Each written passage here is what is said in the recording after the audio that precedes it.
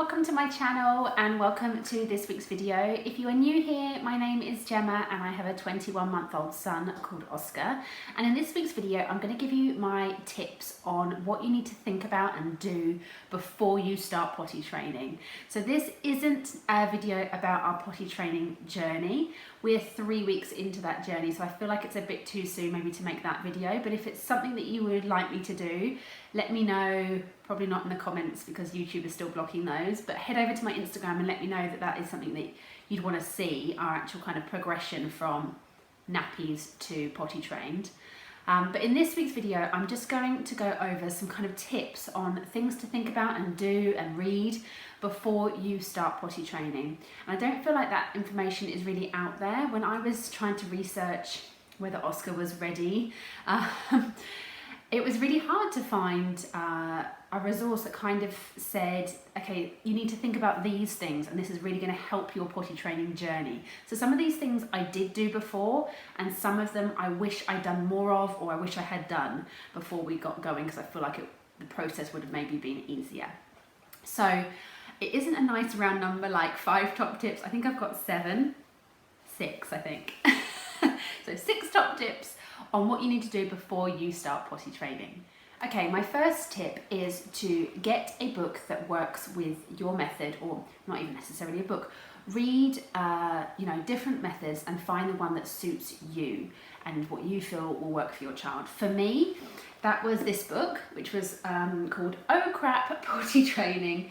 Everything modern parents need to know to do it once and to do it right. And I love that tagline about, just doing it once and doing it right. If you know me and my channel, you'll know that I really try to keep the message that I send to my toddler simple and, taking away the confusion. And I wanted a method that wasn't going to be, sometimes you offer them the potty and sometimes they wear a nappy. To me, that's confusing, and I feel that is confusing for our toddlers. You can disagree if you obviously feel that that's not the same for you. But I wanted a method that was, okay, we are potty training now, we're not going to wear nappies, and this is where you're going to do your wee and do your poo. And I didn't want it to be, oh, but yeah, and wait, now that you've got that, but sometimes I am going to put a nappy on you. And you have to wee and poo in that, even though now you're getting used to the fact that you don't wee and poo in a nappy. So I wanted a method that was super clear and organised in a way that would be simple for my child to understand what they were doing. I also wanted a method that was speaking to me in a simple and clear way that I could follow really easily. And I also didn't want a method that was rigid, that was like, you need to do this for 3 days and by the end of that your child's going to be dry. For me, I don't feel that's realistic. All our children learn at different times, and the age that your child's going to be potty training is going to be different for everybody. So we actually started potty training Oscar when he was exactly 21 months old on the day, and we've now been doing it for 3 weeks. So we've used this method, which was recommended. I did a lot of research and trying to find a method on lots of Montessori groups, forums, Facebook groups, and lots of people recommend this method. It is not rigid, and I think that's a misconception. Somebody did send me a message saying, oh, what are you doing? I don't really want to do the 3-day oh crap method. This isn't a 3-day method. It basically works on blocks. So she talks about successfully completing a block, like building blocks, and once you've got that foundation, then you move on, and you can't move on until you've successfully completed that, otherwise the foundations are rocking. So that speaks to me, that's clear to me, I understand that. So we're currently in block 3, so I'll just give you a quick overview. I don't want to take away from reading the book because there's so much in it. But block 1 is basically going naked. So you take off the nappies and you tell your child that there's a potty and that's where they're going to wee and do their poo in, and you take off the nappies, but you don't put anything else on them. They're not going to have much time between starting to wee and you getting them to a potty. So it's those first few days in that block are hard work. It was like having a newborn. They need you so much because you need to get them to the potty. They're just not used to it. They've had however long, 21 months being in a nappy. So that block is basically be naked and make sure you get them to the potty as much as possible and have as few accidents as possible.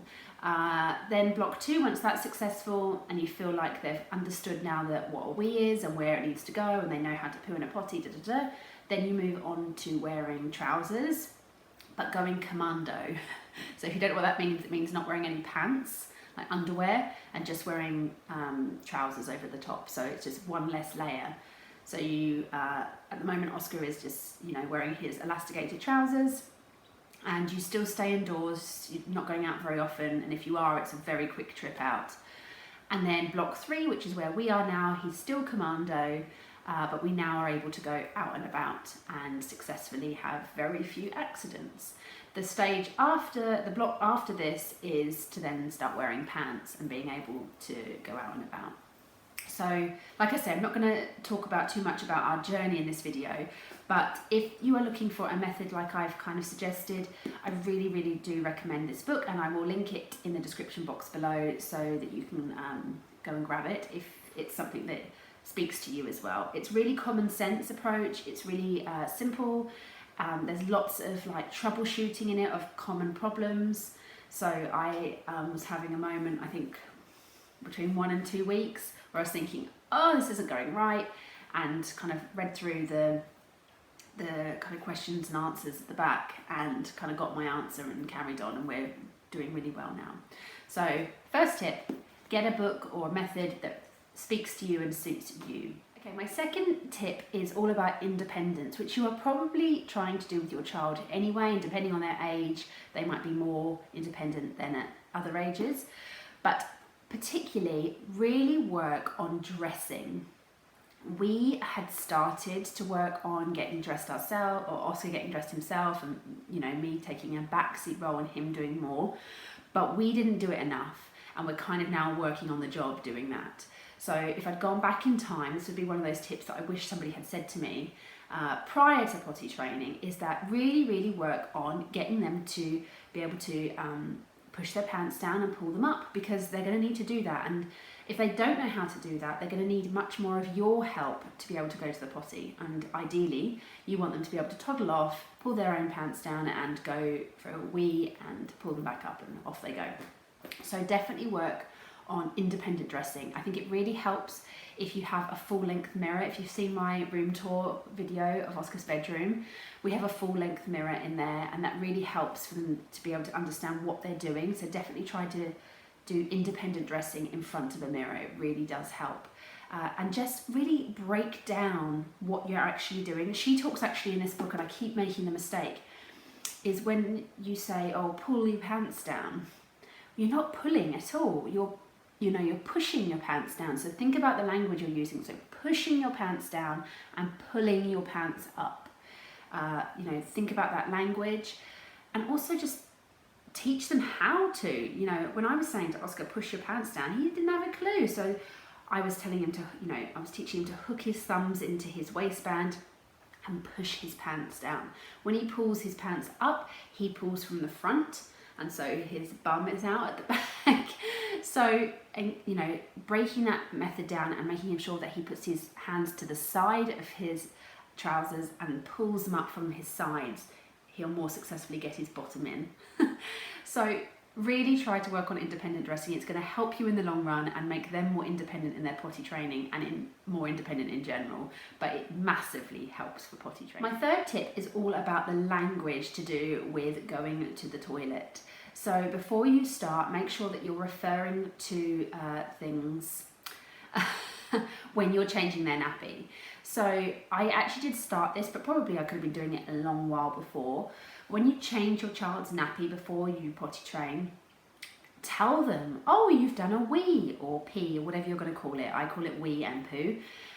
So I would start saying to Oscar, you did a wee, and he would look into his nappy and see that it was yellow. We had cloth nappies, so this process was much easier.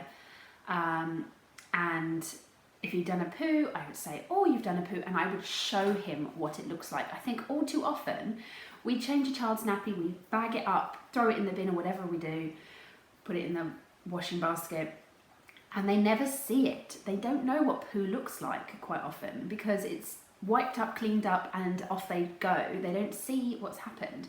So starting to make that connection for them that they've done a poo and they've done a wee really helps. Plus they're hearing the language. So when you start potty training and you say to them, you know, oh, you're going for a wee, or oh, you've done a poo, they start to associate, okay, I know what that is because I've heard that language previously. On that note as well, I think it's really important to make sure that you aren't referring to these natural bodily functions in any kind of derogatory way, saying things, oh, that poo is stinky, oh, you did a massive poo, oh, you know, none of that, because it's going to start putting your child off.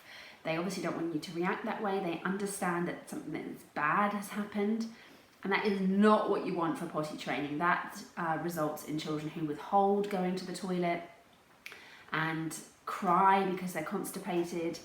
So you definitely want to avoid any kind of negative language when you're talking about wee and poo. Okay, my fourth tip is buy the stuff. Now, if you know me, you'll know I am a DIYer. I don't try to push too many bought things, and I try to avoid it if I possibly can. I try to buy secondhand, etc., etc.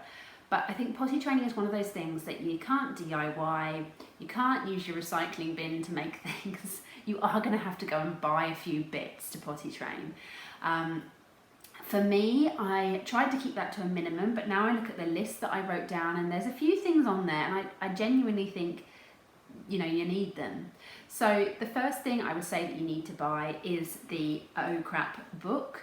If you're going to go that method, definitely read it before you even consider potty training. So if you're thinking, oh no, my child's not ready, read it now then. That's a great time to read it. Read it, get it in your head, and then read it again closer to the time. But it's definitely something that's going to help you. It's really simple and clear cut, like I've talked about. The second thing that you need to buy is potties. Now, I bought a potty in the supermarket. I didn't really research them. There is so many potties out there. I don't think you need to go with your child to buy the potty. I know that's in so many different things to, you know, go and pick out the potty and make it a big thing. I don't think you need to. It's not important, but you do need a potty. It helps if, depending on the layout of your house, you might need more than one. I've actually got 2 potties in the house, and one is in his playroom and one is in the kitchen.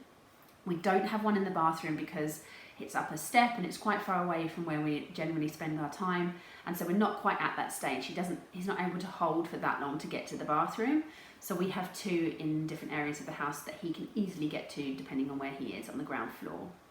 For you, it might be more useful to have one in the bathroom, one upstairs, up to you what you think is going to be useful, but definitely get yourself some potties. Make sure that they are a good shape. So you need, especially if you've got a boy, you need it to come up at the front so the wee isn't going to spray out. You need it to feel like it's going to be a comfortable sit, so having a wide rim for them to sit on, and also be quite low. You want your child to be able to get onto it themselves, but not too low that they kind of need something to hold on to lower themselves down. I accidentally picked a good potty through no research, but try to read reviews on Amazon or whatever it might be. I will link some really well reviewed potties, but obviously I don't have personal experience of them. I'll try to find the one that we have for you. But yeah, so I don't think it needs to be bells and whistles potties. I don't think it needs to look like a mini toilet. I don't think it needs to be pink for girls, or I think it just needs to be functional. And the important thing about the potty is that it is for wee and poo. Don't allow your child to use it for anything else, because then it suddenly becomes confusing what its purpose is. On that note, you're also going to need a travel potty, or some way of your child going for a wee when they're out and about. This could be an insert for a normal toilet, so to make the toilet seat smaller, which we have. And we also have a travel potty. So our travel potty is genius. I researched a lot what we were going to get and looked at loads of groups and loads of forums, and this one came out as the best, because this is the potty that your child can go for a wee or a poo in, and you can close it up and walk off with it whilst that wee and poo is still inside it. And what I found at the start, I was just taking his regular potty from home when I was going out, but then if he did a wee or a poo in it, I had to dispose of it somehow. And depending on the location that you've gone out to, that isn't always easy, and you don't want to be walking around with a sloshing potty trying to find somewhere to tip it out into.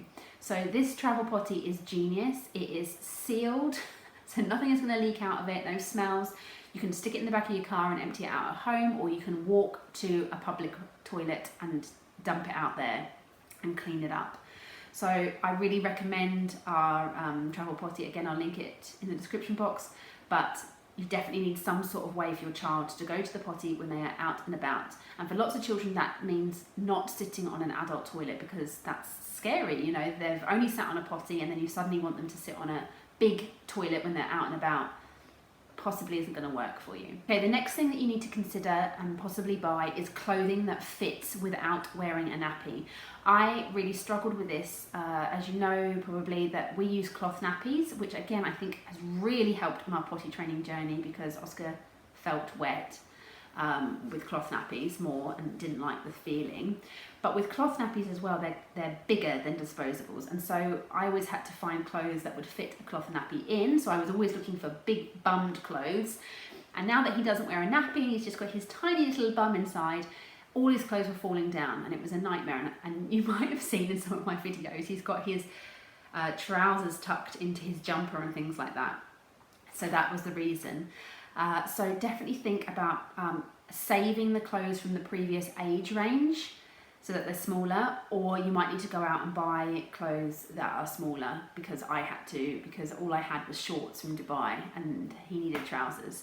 Think about elasticated waists. If you've got a girl, long dresses would be fab, because then they don't need to worry about any of that sort of thing. But elasticated waists, definitely. You don't want them to be having to fiddle with buttons or zips or anything like that. The next thing you're going to need is some way of clearing up accidents and clearing up your child. I really do recommend cloth wipes for this, because you're going to go through quite a lot and you don't want to be, you know, using loads and loads of disposable baby wipes or whatever. Your child is going to have accidents. You just need to accept that. They are going to wee on your floor. So cloth wipes are so fab, because you can wipe it up and wash them and you've got them the next day. The next thing you need to consider is buying a waterproof sheet for your child's bed. We went all out in our potty training method, and we did potty training for day and night at the same time, which is what the OCRAP method recommends. She basically says it's the easiest way to potty train a child, but in some ways it's harder, because you know you've got to kind of get over the fact that this, you know, accidents might happen at night. But if you do both at the same time, it actually is easier, which we have found. But Oscar has had a couple of accidents in bed, so you do need to invest in a waterproof sheet. I will link the one that we got below. Love it. It has saved our mattress. Next thing that you might want to consider is puppy pads. Lots of people use puppy pads for lining, you know, different areas where, or, you know, over a carpet where you think your children's going to be, to protect it. We're lucky to have wooden floors downstairs, so that didn't matter. We just picked up our rugs for the first, you know, couple of weeks of potty training. But we do use a puppy pad upstairs in Oscar's bedroom, so at night time and nap time he has a potty up there, and we just put the puppy pad down on the floor and the potty on it. And this stops, you know, if he's has a wee and it dribbles out or he doesn't make it in time, that the area surrounding the potty is the carpet's protected as well. We don't actually end up needing to change it very often, because that doesn't ever really happen, but they are handy. One item that we bought quite late in the game of potty training was a car seat liner. This has been brilliant for protecting the car seat if Oscar has an accident when we're out and about. They will, you know, save the situation of having to take all the lining off the car seat and wash it before we can put it back, you know, get it dry before, you know, that would be a nightmare. So invest in one. They don't cost very much money, but it's going to really help you. We've actually got two, so we don't have to take them in and out of the car seat and put them in the pushchair just for ease, but you could make do with one and transfer it if you needed to, but it will save you, I think, if they were to have an accident.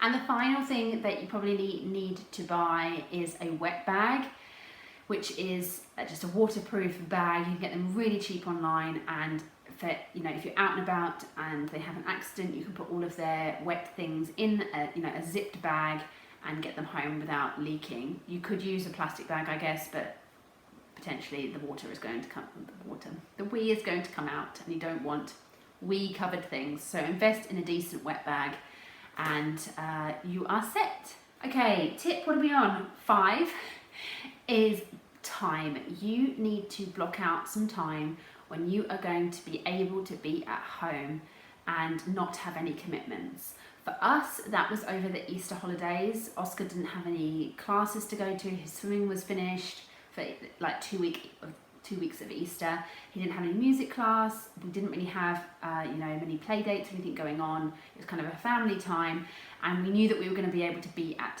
home. So that is really important. Look at your calendar and see when you're going to have some time to be at home. Like I say, the method that I chose was not a 3-day method, and so I blocked out 10 days when I was prepared to be at home, pretty much all of those days. I had serious cabin fever, but for Oscar's benefit, it set him up for success. The fact that I didn't push him to go out too soon, and the fact that he really, worked on weeing in the potty every single time at home before we attempted anything else, really has helped this process be really smooth and easy. And my final tip is to mentally prepare yourself in 2 ways, really. The first is mentally prepare yourself for other people's opinions on you potty training your child. Whether it's too soon, whether it's too late, whether it's going to be a horrendous nightmare, whatever their opinion is. Mentally prepare yourself for that kind of negativity, and either just, prepare yourself as far as you're going to hear it and don't let it affect you, or just don't tell people. I was shot down on a number of occasions when I kind of mentioned that I felt like Oscar was becoming capable of potty training, that he was too young was the main thing. Oh, I didn't potty train until my child was 3, or they kind of potty trained themselves, or oh, why do you need to potty train? I even got some comments from viewers when I kind of mentioned it, that Oscar was too young. Oh, he's going to have so many accidents, how is I going to deal with poo and wee all over the house? You're going to get this negativity from people, and you just need to bat it back. So it's not going to help you, it's not going to help your child. So my advice would be, don't tell anyone. Just read the book, join the unofficial Facebook group that goes with that book. It's really helpful. Lots of people going through the same thing. And, if people aren't going to be supportive, then it's no use telling them, almost. The second way that I really feel like you need to mentally prepare is for that very first week. It is super tough, it is super exhausting. And depending on the age of your child, it might go smoothly and quicker. But for me, it was like having a newborn, but in a toddler's body, so that he was super mobile and wanting to do loads of stuff, but he needed me so much. So that kind of independence that he had, I was now having to be like right next to him, because at the very beginning, there is so few seconds between needing to go for a wee and needing to get on the potty, and it's going to be your job to get them to the potty so that they have lots of success. And so you're going to need to be close by them, shadowing them for a good few days. It is a great time in a way that you get to bond with your child. Like, how often do you get to spend all day literally by their side?